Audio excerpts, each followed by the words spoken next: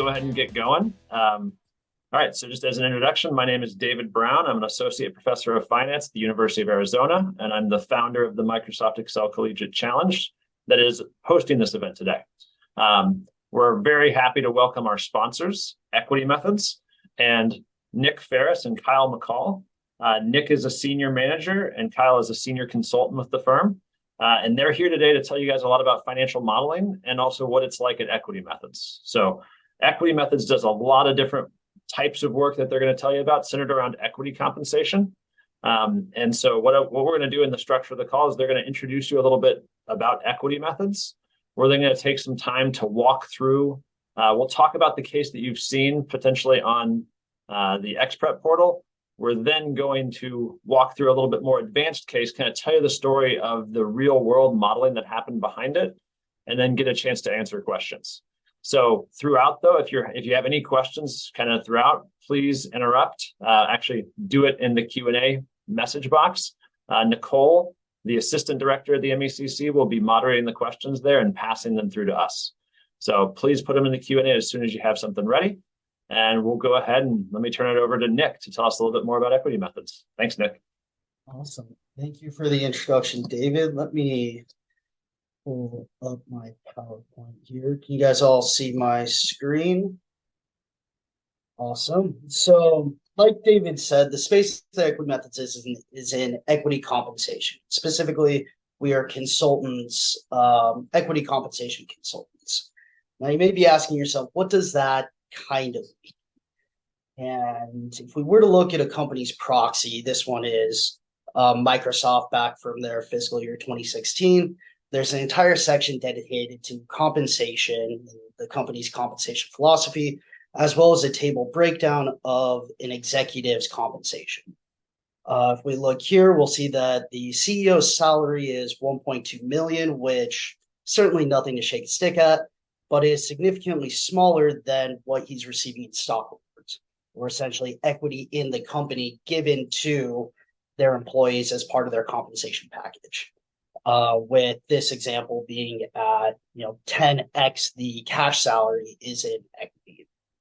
Microsoft isn't unique. Companies, whether they're Fortune 10, Fortune 100 companies, all the way down to startups, utilize equity compensation as a vital part of their compensation, particularly to high-ranking decision-making individuals.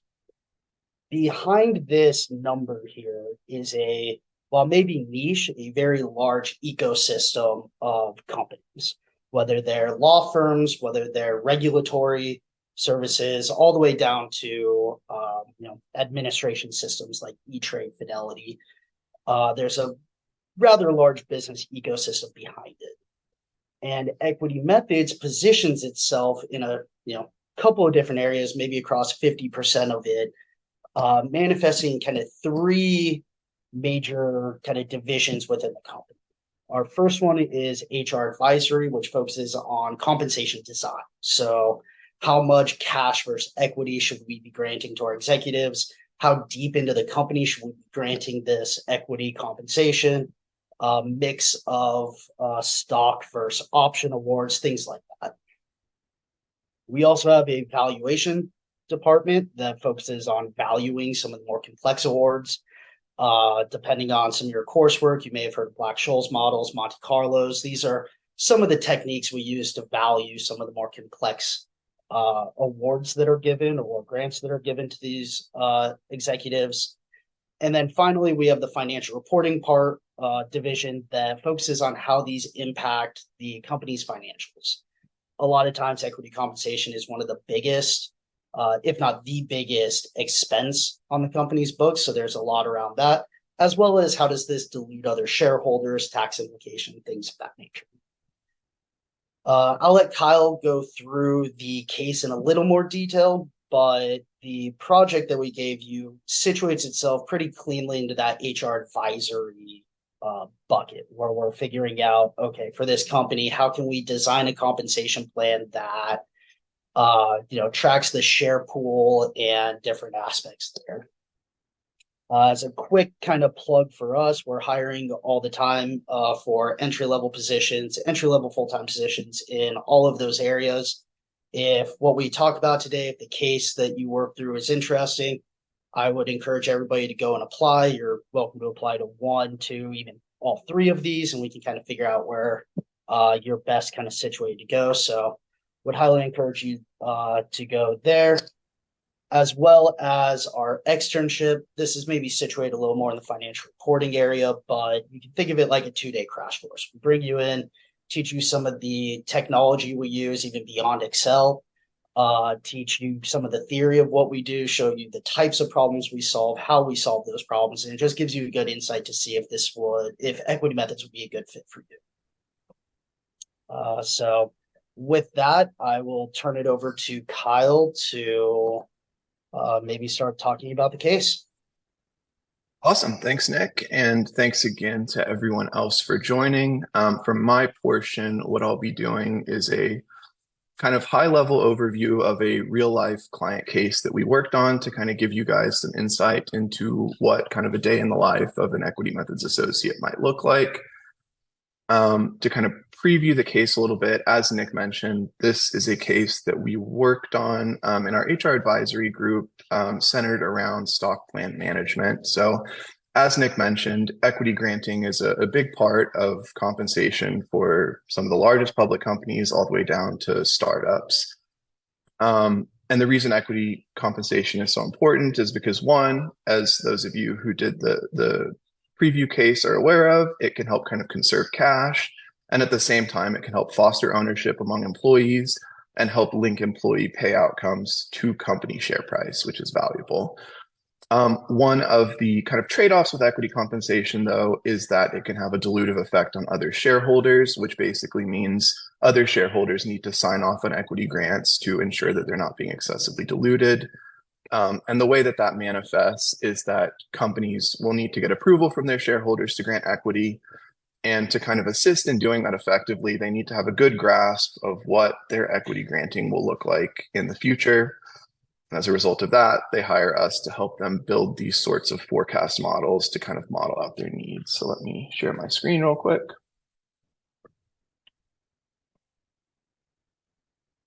And this particular case was for a client who was going public, a pretty mature company. So don't think like startup. This company had been around for a while and operating for a while. They were about to go public, so they wanted to kind of reach out to all their private shareholders and approve a pool of shares from which they could grant equity before they went public. Part of kind of the private equity ownership's concerns was that they wanted to make sure kind of costs were managed and that there wasn't excessive dilution. So for this particular project, the name of the game was really, let's model out what equity we think we'll need and make sure that we have enough equity to last a certain number of years, because we don't want to have to go back to ownership in 2 years and ask for more shares.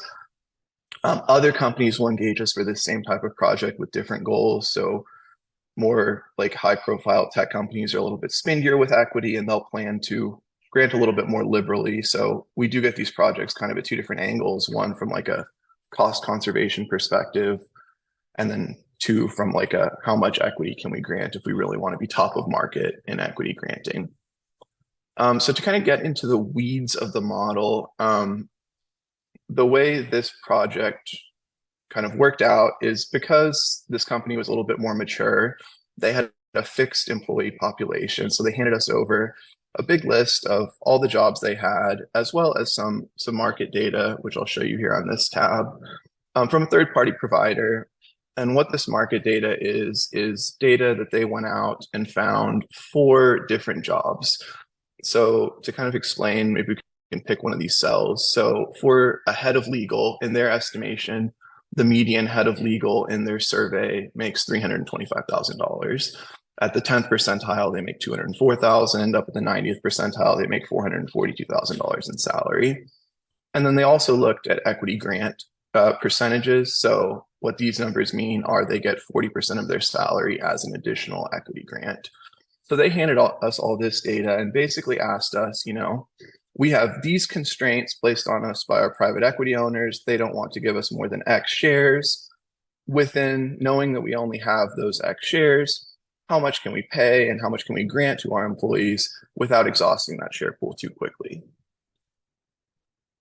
So the first step for us is to build a model that's flexible to take into account these different inputs, take into account that they might want to pay their CEO a little bit more, might want to pay their chief product officer a little bit less, might want to grant more or less equity to each of those employees, and then build out a forecast over 10 years. So the first step that we'll take is we'll start out and build this employee job level kind of summary based on the market data. So what we'll do is we have some inputs on this tab, starting with these employee granting inputs. So these inputs are going to be things that the client will want to be able to toggle to say, if we grant more equity to our CEO, what will that do to our forecast, and things like that. So maybe let's do a quick little walkthrough of these inputs, and then I can kind of show you how they'll feed through the rest of the model. So the first two relate to that market benchmarking data I showed you. This will be, if you put a 50% here, that will pull the 50th percentile salary for the CEO. If you put a 50% here, that'll pull the 50th percentile equity percent for the CEO. The next two inputs are unique to stock compensation. These are RSU and option percent. So there are two different common instruments, equity instruments, that companies will grant to employees. The first one is RSUs, or restricted stock units, and these are basically shares of company stock, plain vanilla, just like you would buy a share of Apple on the market. And these are worth exactly one share of stock. Options are a little bit trickier. For those of you with a finance background, you might be familiar with options, but for those of you that aren't, an option basically entitles you to upside on a share only. These are granted at the money. So if the stock price goes down, you wouldn't make any returns on this equity, but if the stock price goes up, you would. And the reason options are valuable is because you can grant more options per dollar than you can of RSUs. So they offer employees a little bit higher leverage. If you can grant, say, 2 options for every RSU and you're entitled to upside, then what happens is if the stock price goes up 10%, RSUs will return 10% and options will return 20%. So they provide a little bit higher leverage at the cost of having no downside protection. And it's typical for companies, as you'll see kind of here, to have a higher proportion of option for more senior employees. So for the CEO, we have the model seated with 75% options all the way down to 0% for more junior employees. And that's, as I mentioned, kind of due to that leverage effect. For more junior employees that don't have as much line of sight into the stock price, it's not fair to kind of penalize them for small downswings in the stock price. And that's why RSUs are preferred. And the last two inputs are grant cadence and just a toggle for whether or not that group of employees will receive grants. Grant cadence will be just on like how often these particular groups of employees receive equity. So for these employees with a 1 here, they'll be receiving grants every year. For these more junior employees, that would mean they receive grants every 3 years. And then last, this is just a yes or no toggle as to whether or not these employees receive grants. So we'll use these granting inputs to help seed the forecast. And the way that'll work is, let me swing over to this employee detail tab. The first thing we'll do is we'll pull in, based on the inputs here, a salary and an equity grant percentage from our market benchmarking data.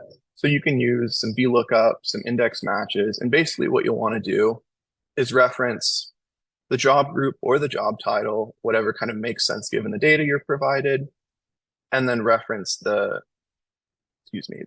percentages on this tab to help pull in numbers. So as you'll note, for the CEO, we want 50th percentile salary and 50th percentile equity. And then if we come over here, 386,000, 68.5% are the 50th percentile salary and 50th percentile equity. And then you'll want to build that in a way that's flexible. That's really what's most kind of important about these modeling projects. The client isn't coming to us for any single answer or single like optimal solution. They're coming to us for a flexible model that will allow them to manage their concerns and build out a forecast that's flexible with different levers. Once you've pulled that stuff in from the market benchmarking tab, what you'll want to do is kind of break it down into what an annual grant will look like. So grant size in dollars will just be their salary times the equity grant as a percent of salary. And then for RSU, option percent, and grant cadence, these are just getting pulled in from that input tab.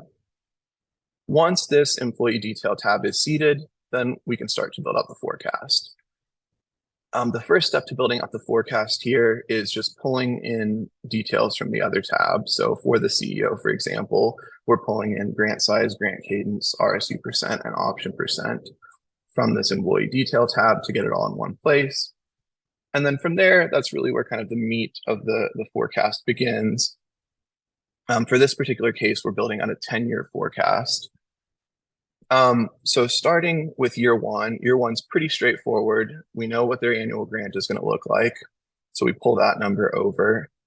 And then we break it down into shares. And this is maybe worth talking a little bit more about. So because one share of stock isn't worth $1, you get more or less shares depending on what the stock price is tracking at. So for this $264,000 grant that's made up of 25% RSUs, that means they should be getting around $60,000 of RSUs. And then if we go back over to the share pool model tab, we know that their share price is at $100. So what that results in is a grant of around 600 RSUs, in this case, 661. Then for options, the same kind of math applies, but with one additional kind of concept layered on. For options, as I mentioned, they are less valuable than a given share of stock.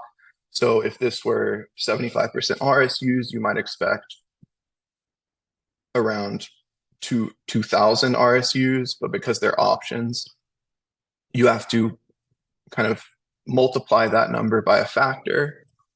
And we provide that factor for you here, this 60%, and this should be a flexible input.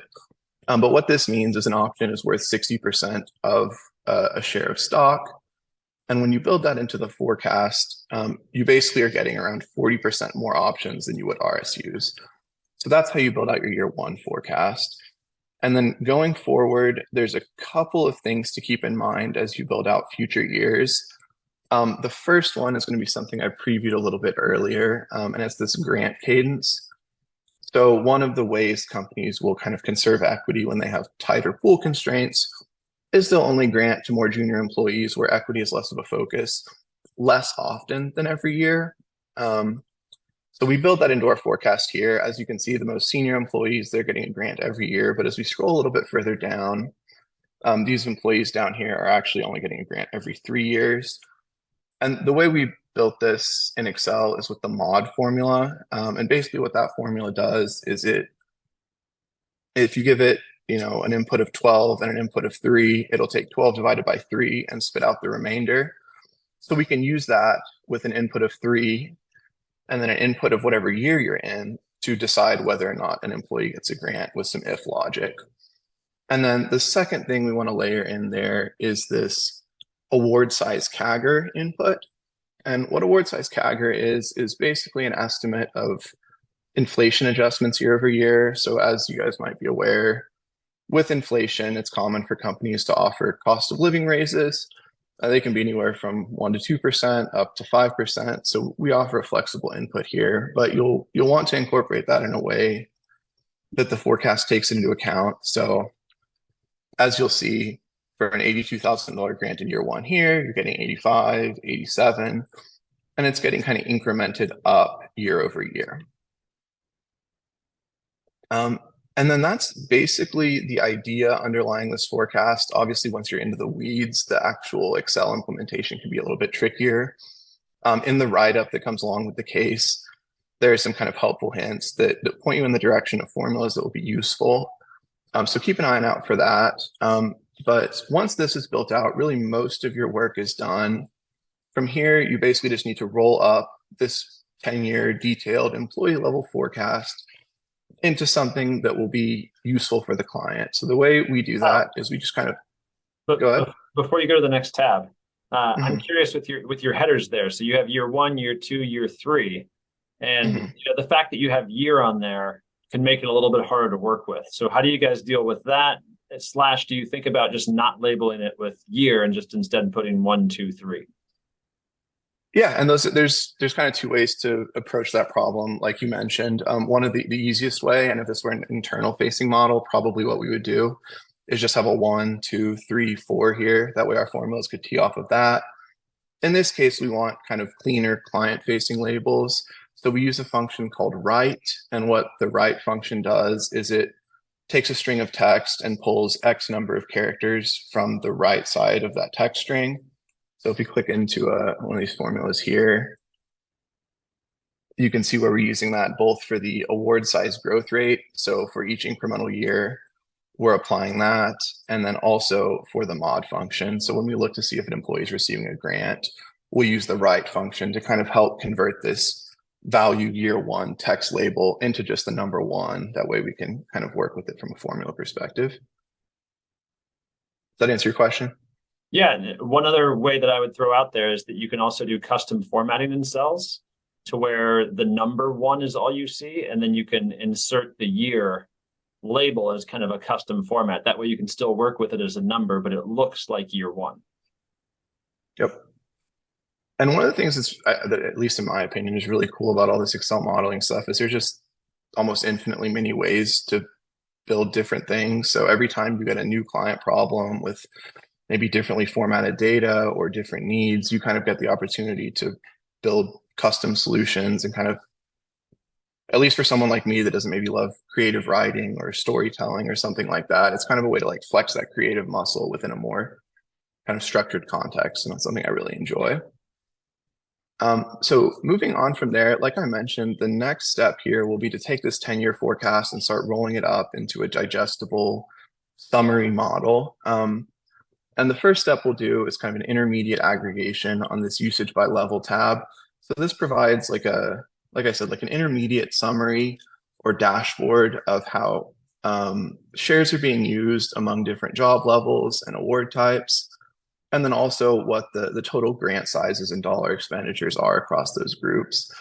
And building out this tab is pretty straightforward, just with some sum ifs and some match formulas to help pull in and sum what you built out on the employee detail forecast tab. Once all of this is built out, then you can kind of start putting together the final share pool model that the client's really going to be focused on. Most of our clients, this is the only tab they really pay attention to. The rest of it is just kind of Excel wizardry that they don't like to touch. So the final summary model that we build here, basically we'll take the starting share pool balance, which is an input that will be flexible. It will sum up how many RSUs are issued in a given year, how many options are issued in a given year. It will apply this thing called a fungible ratio, which I can explain a little bit about what that is. So going back to that concept that options are less valuable than shares, there's a way to build in a provision to your stock plan that accounts for this and basically says, okay, if you give us more shares, we'll let RSUs count against the share pool at greater than a 1-to-1 ratio. So in this case, we have the fungible ratio set at 2-to-1. And what this means is that those 36,000 RSUs that are issued will actually hit the pool at 2-to-1. And the reason this is beneficial is because shareholders will grant you more shares if they know you're going to do this. Otherwise, they just assume you're going to grant all RSUs, which will dilute them more. So that's what this adjusted shares issued is. And then from there, that will give you the ending share balance at the end of the year. And then the very last thing I want to talk about in terms of inputs is this thing called an evergreen provision. So, and this wasn't used in this particular client case, but what some companies will do to kind of future-proof their stock plan is they'll allow for an annual kind of reset of shares. So say each year you get an additional 100,000 shares subject to a total cap. So in this particular case, if the starting share pool is 500,000, what we might see here is that each year they get an extra 100,000 shares only up to a total pool size of 200,000. So if we were to seed the model with that, the way that would manifest is you'll see for year 1, 2, 3, 4, no impact. But then in year 5, once they dip down below that 200,000, they're getting refreshed up to the cap, up to 100,000 shares up to the cap. And that can be really, really beneficial if it's something your shareholders will let you do. Often shareholders have reservation because, as you can see in this case, it basically allows for pretty close to unlimited equity granting. So you'll build in that logic. You'll kind of drag the cells over across the 10 years of the forecast.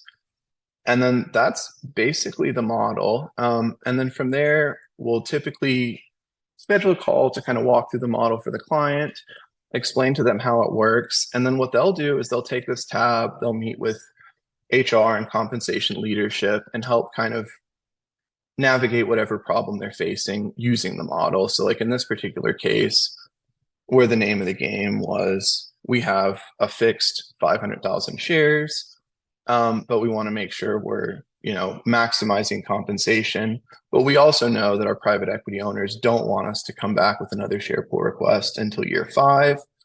How much kind of more can we grant to our employees? So as you can see here, they don't run out of equity until year 7. So they have a couple of years and a couple 100,000 shares to work with. So what you can start doing, knowing that, is you can start saying, okay, what if we want to grant more equity to employees at the top level? You can come down here and see you're still in really good shape.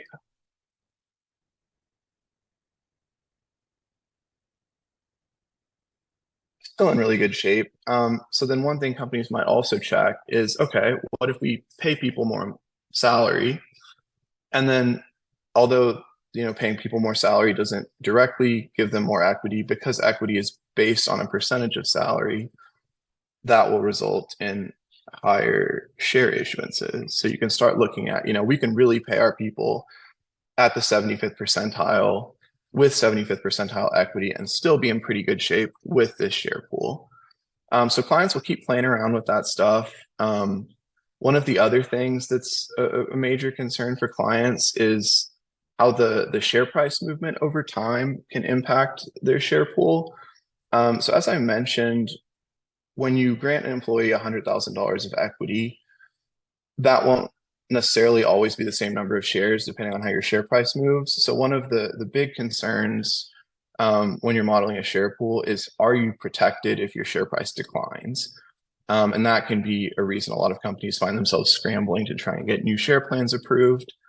So if we start to say like, okay, what if the stock price falls 5%? Are we still protected to make it 4 years?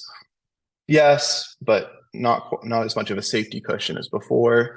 And then if we look at, say, like a 10% drop off, almost. So keep bumping that up. And then the conclusion they come to is, okay, if we pay all of our employees at the 75th percentile of the market with 75th percentile equity, we're still in pretty good shape, because even if the stock price goes down 15%, we still last almost 4 years. So maybe they toggle a couple of these numbers down to 50%. And that just kind of helps them answer the question of how generous can we be with our compensation working within these constraints. But in order to answer that question, they need this robust model that allows them to flex those different inputs and then see in a simple way what that does to their stock plan. That is everything I have on the model walkthrough. David, does it make sense to open up for questions? Yeah, please add questions to the Q&A. While we're waiting for questions to come in, I actually want to start with one, kind of host prerogative, I guess. So, rarely do we see stock price declines of the same amount every year, right? Yep.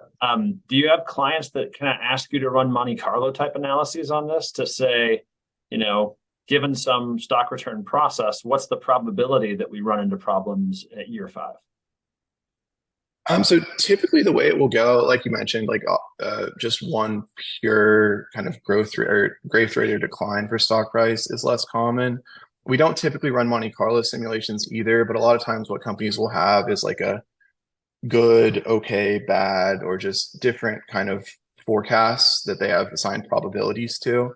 So it's not quite as sophisticated as a Monte Carlo model, but what we can do is kind of hard code their forecasted stock price for some of the worst scenarios they forecasted, and just kind of back into a probability that they might run into problems that way. Great. All right, I'm going to take the opportunity to ask another question or two while we're waiting for some questions to come in on the Q&A. Just kind of 2 things I was thinking about. You mentioned training the employees and that they typically stick to this main tab. Is there anything you do to try to keep the employees of the company from breaking the model? How are you kind of tailoring their user experience as well? So we do preface our delivery of this model with kind of like the caveat that the reliability of the model is dependent on like certain cells not being changed. So what we try and do is color code all of the cells that they should be toggling. This example isn't a great example because we use the same color for flexible model inputs as well as cells that we want students to build out for the purpose of the forecast. But ordinarily, cells that shouldn't be touched by the company will be color coded differently. That way, they know to avoid. But yeah, that's usually how we manage that problem. And then my other question on kind of the functionality is, I guess, how long does it take you guys to prepare a model like this? Are these relatively pre-built and just a slight adaptation for each different consulting job, or are they pretty much built from scratch? And if so, how long does it take you to put one together? That will depend on the case. This case is a little bit more on the vanilla end just because they have a finite employee population that's expected to be steady over time. So that makes it a little bit easier to kind of work from our baseline model. If they're in a scenario where they expect headcount growth, substantial hiring or like nonlinear headcount growth, we'll need to kind of add a dimension for that to the model. Another thing that can vary from client to client is what the data they give us looks like. So sometimes they'll have job level data, sometimes they'll have kind of employee group level data. So they'll say, we expect to grant this amount of money to our VPs or something like that. So there's always some degree of customization just based on different clients give us different stuff to work with. But there's definitely also a degree of being able to kind of reuse some of the structure from some models for future models. And then the last thing I want to maybe highlight there is that a lot of the Excel logic and Excel formulas are something that will roll forward into future models, even if the structure or layout isn't exactly the same. In terms of timing,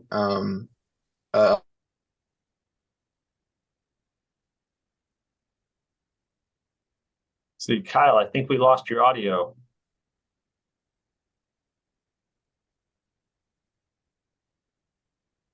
Nick, maybe you could jump in and tell a little bit about the timing of building one of these models.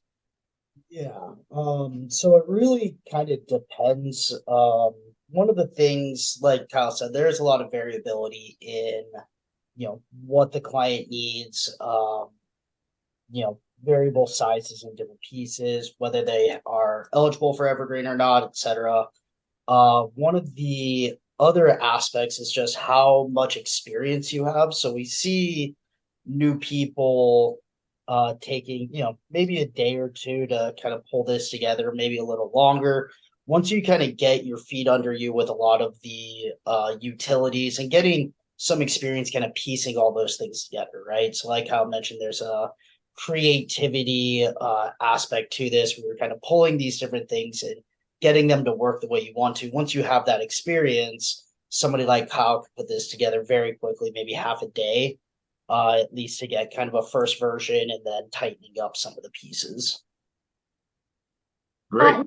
Nick, Kyle, we actually have some questions coming in from our participants. So Connor asked, do you ever use data validation to protect the model? I guess, can you elaborate a little more? What do you mean by data validation? Connor, I'm going to unmute you if you would like to elaborate. Yeah, I was just wondering, like, because he was saying how the model might get ruined, I was just wondering, like, for the inputs, you might have like a drop-down box instead of allowing the people to type it in or something.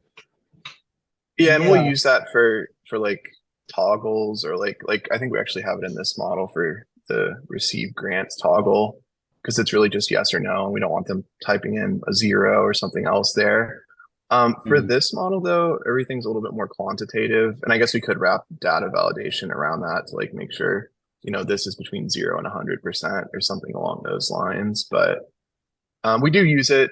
We don't use it all the time because, like I said, a lot of this stuff is quantitative and we want kind of maximum flexibility, but that is a good idea. Okay, thank you. Maybe the caveat just to touch on that, there are ways that we could go in and lock cells and have it so that they can't, go in and kind of toggle with it, mess with it. At the same time, though, these are, senior ranking people at companies. When they're paying for a tool, you want to be able to use that tool and kind of use it as you see fit. While there is some kind of, while building out the formulas is very complex, there is a level of, okay, people who know what they're doing might be able to go in and adjust it. So you still want to give that flexibility to especially executives at companies to be able to look at it and say, okay, I have all of the pieces to this, not I'm buying something in the locked out from a chunk. And I would add to that. Sorry, go ahead, Nick. I would add to that. It depends a lot too on the particular client. Like there are some clients that I know are pretty technical, and I have a lot of confidence that if I hand this over to them, they'll be able to play with it, come to like useful conclusions. And then there's some clients that are a little bit more kind of abstract in their thinking. So we might not even send this model over completely. We'll instead kind of summarize some conclusions from the model on slides and send that over to the client depending on kind of their preference. So it really can be very client dependent too in terms of how they like to work. Some people really like to get into the weeds of Excel. Some people just want to number in big font on a PowerPoint slide. So we try and kind of calibrate for what our clients want. Perfect. Thank you. And then our next question is from Wasu. First, he says, thank you, Kyle, for the detailed run through of the model. And then in assessing the impact of changing the target equity percentile for different levels, they used Excel sensitivity analysis. Would this get the same result?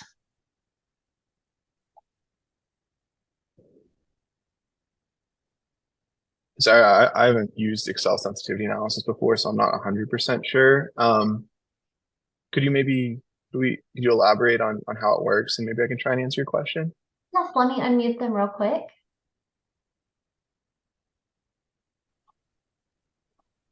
All right. Wasu, would you like to elaborate on your question? Okay, can you promise you can hear me? Yes, we can hear you. So in the centralized report, for example, around the share price CAGR, so you can put 0% and allow analysis.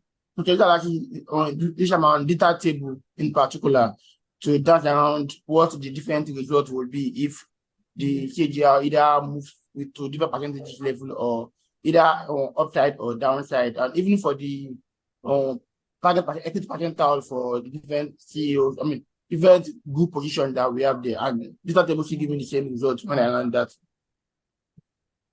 Yeah, and I would think they would give the same result. I think there's still you have to build out the entire model in order to be able to use that functionality, if I'm understanding correctly. But yeah, I would expect that to give the same result. David, I don't know if you have any familiar. I agree entirely. As long as you set up the data table properly, it's a great way to visualize those multiple scenarios, right? That way you can play around with changing the equity percentage a number of different ways. The biggest limitation is you're going to be, limited to a two-way data table. So you can change, the CEO's target salary percentile and the target equity percentile at the same time, but you can't change, 8 different variables at once and then see how all that goes, just because that won't fit in a 2x2 table. But it's a great tool to have and use in a limited way. So David, I think it might boil down to what the clients are looking to do once they get it in their hands. That too. I would assume most of our clients are probably not familiar with that functionality either. So it's one of those things, if we want to use it internally, it could be really helpful, but it's maybe not something we can hand off to the clients and expect them to know how to kind of use and get maximum value from. Whereas most of our clients are kind of at the level of Excel ability where using a model like this is a little bit more palatable. Perfect, thank you. So our next question is from Venkat. They ask if they're curious if vesting schedules impacts the modeling or the books. Yes, to both of those. Vesting schedules, the primary impact vesting schedules will have is that if shares are forfeited, meaning that if the employee terminates before the vesting has elapsed, those shares will be returned to the pool.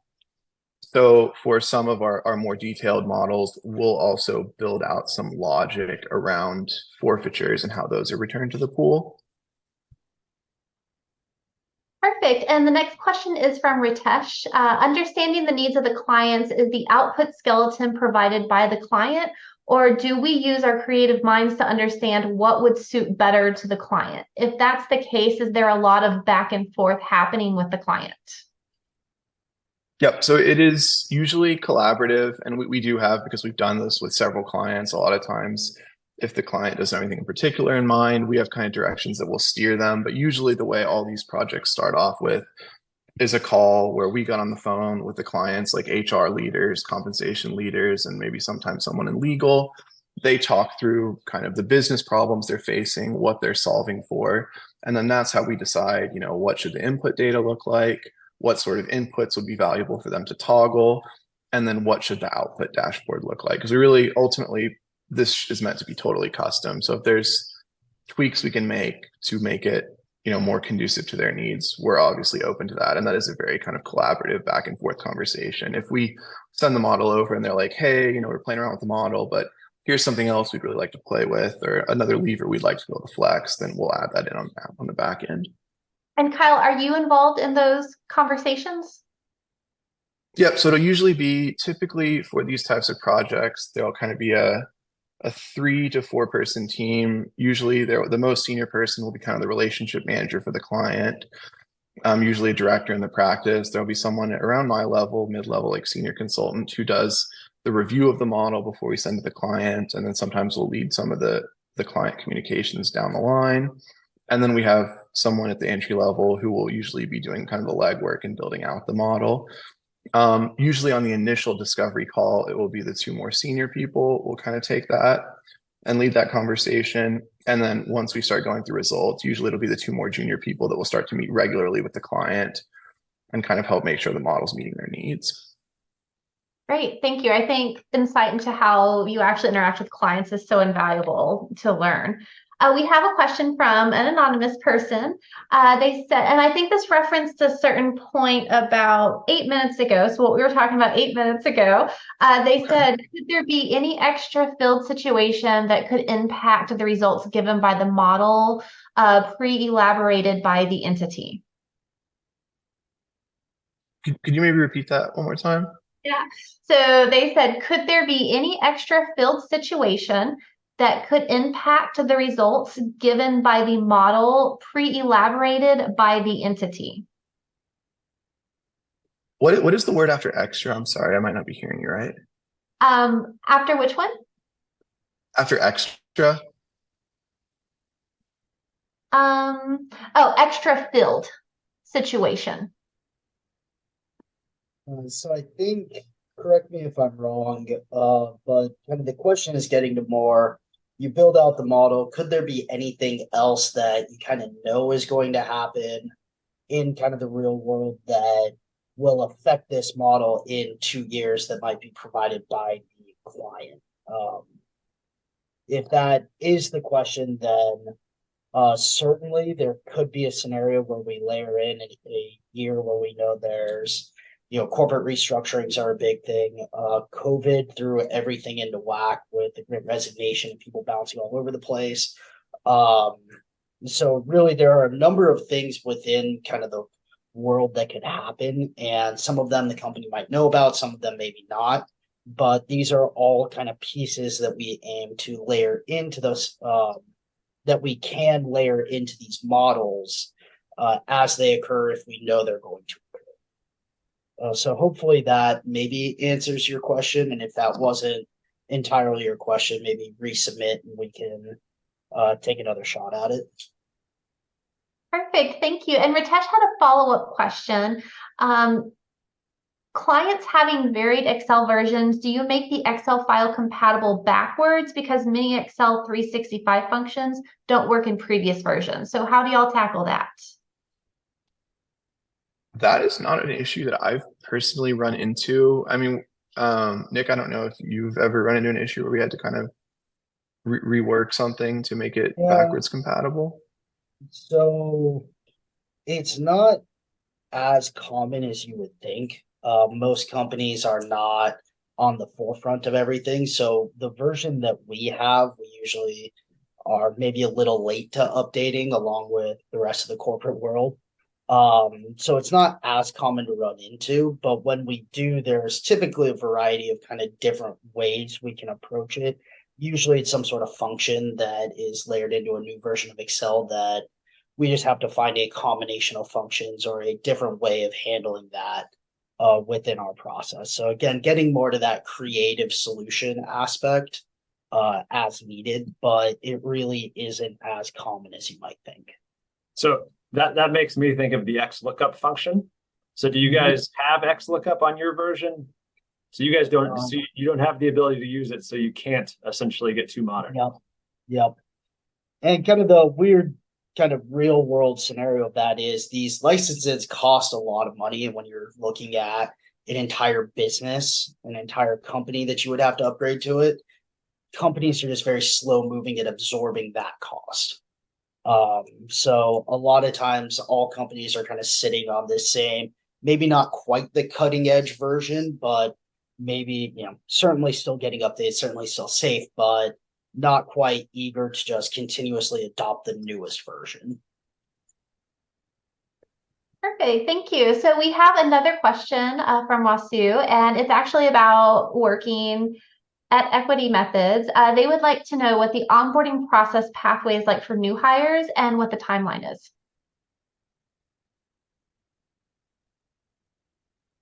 Sure. Nick, did you want to take that one? I can. So we understand that, the world we're in is pretty niche. There is a lot of concepts that aren't going to be taught in school behind equity compensation and things like that. So we have a very long training program. In my department, the financial reporting department, we spend 2 to 3 months training you on, sometimes we teach, or some of it will be the Excel functions that we utilize in our day-to-day world. We also use a programming language called SAS that will teach you that we do a lot of the heavy lifting in our world in, as well as theory and different kind of onboarding things to try to make the ramp up a little easier. So we have a very extensive training program that we've been constantly enhancing for the past, since I started, the past decade or so. I'm sure the timing might differ a little bit depending on whether you're coming in HR evaluation, but regardless, we have a extensive training program to get you up to speed, knowing that a lot of these concepts might be a little bit foreign. Perfect, thank you. And we have one last question for now. Oh, another question actually. Is there a lot of VBA macros usage happening? They could see that you had the macros tab in your workbook. So we have macros, and specifically kind of some EM macros that make our lives a little bit easier within Excel. Some of them run, or I would say most of them, at least in my world, run kind of in the background and are things that are just kind of clean up my world, give access to functionality, but aren't things that I'm actively going in and programming. So if I'm in Excel, a lot of it's going to be Surface Excel, not VBA, or we're using that other technology that I mentioned to build out processes. Kyle, on the kind of valuation side, do you see similar things, or valuation in HRA side, do you see similar things or different? Yeah, I would say it's similar. There are VBA macros that everyone across the team will use, but there's only really a handful of people on the team typically developing those macros. So on our side, the expectation is that everyone's like very solid at just usual Surface Excel modeling. And then if you have VBA experience, if it's something you enjoy, we do have people that do VBA development on our team, but it's not an expectation across the entire team. And then typically for anything we're building for clients, we try and keep VBA use to a minimum. Okay, thank you. And then one last question that came through the chat. Anand, who has unfortunately had to log off, but we'll have it recorded for them. Is most of your work done on Excel, or do you also use software like SAS? If yes, what's the split like? I would assume it would be very Excel heavy. Yeah, I can speak to the valuation and HR advisory side first. For the HR advisory work, a lot of that's typically happening. If we're doing modeling, it will typically be in Excel, and then we'll do a lot of like building out PowerPoint reports. On the valuation side, I would say it's maybe like a 70-30 split of modeling versus report building. And then of the 70% of time you spend modeling, I would say maybe 2/3 of it are actually in SAS or our programming language. That's where we have a lot of our like core processes built. And then we'll use Excel for our more like ad hoc types of modeling. So things that we don't necessarily have tried and true programming processes built around handling. Nick, I don't know if you want to talk about the CFR side.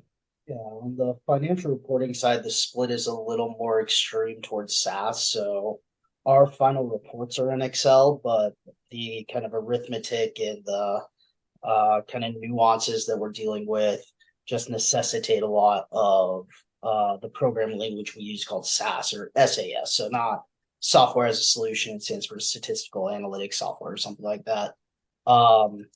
And that's just necessitated. We pull down data from companies. We look at the individual awards of companies that can be, hundreds of thousands of lines long.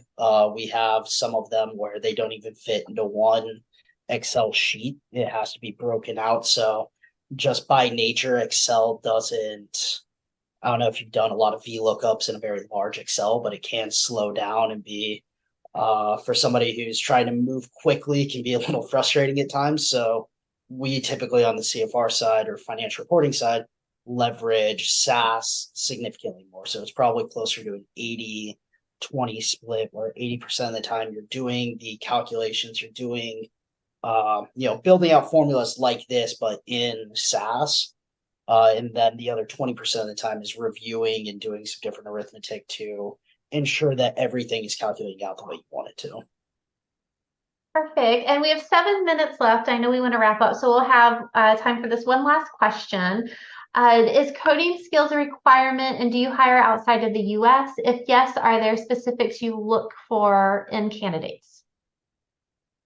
So we hire international people, we sponsor, so that's not an issue. We do have pretty much everybody in one office in Scottsdale, Arizona, so that's kind of a requirement. We tried the whole remote work. We tried the whole, especially training people who are remote, just doesn't work as cleanly as having people in the office. So to answer your question, I don't know which direction we're going with hiring outside the US, but we hire international and want people to be in in Scottsdale to work on it. And we sponsor to help with that. When it comes to the programming knowledge, we don't require any. Like we said, there's a pretty extensive training program where we'll teach you everything you need to know about it. The biggest piece of it, and if you're working on this and interested in this, this probably isn't an issue for you. But the biggest thing that we run into is just having at least a little bit of programming experience so you would know whether you hate it or not. Coding can be finicky, very much like some of these formulas where you're typing out these very long formulas and it doesn't work and you're missing a parenthesis or you're missing some piece of formatting here or something like that. All of that's very similar into programming. So if you're here, that probably isn't an issue, but that's really the only piece that we care about is knowing whether you would hate it or not. Speaking of figuring out whether you would hate it or not, one thing I wanted to point out was that we posted this model that you guys walked us through. The more advanced, bigger model is actually up on ExPrep now. So for any students that, you tried the initial model, right, which is kind of a simplified version of looking at dilution from the perspective of a startup company that's relatively small and simple. If you want to look at the bigger model and really kind of run through it, take a go at it yourself, it is up on ExPrep now. And we're going to be collecting the people that finish that and then passing that information along to Equity Methods. So it's a great way to kind of show them your interest if you want to go ahead and try to finish that model.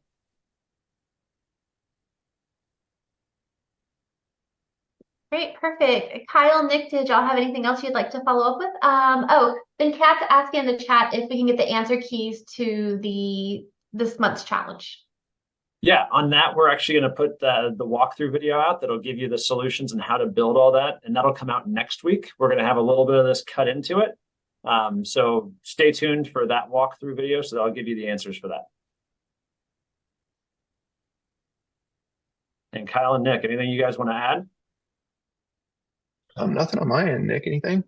Nothing for me. Thanks for joining and taking some time out of your day to listen to us talk about, something goofy in our world that we went and tackled. So thank you for your time.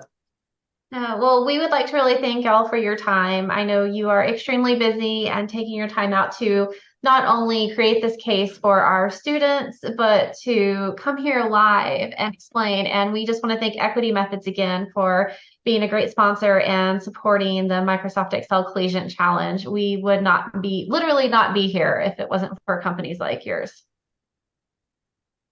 Awesome. Thank you. Thank you, everyone. We'll be sending out follow-up emails within the next week with the walkthroughs and more information. And as David said, make sure you complete the challenge and put your information if you would like to potentially speak to Equity Methods about potentially working with them.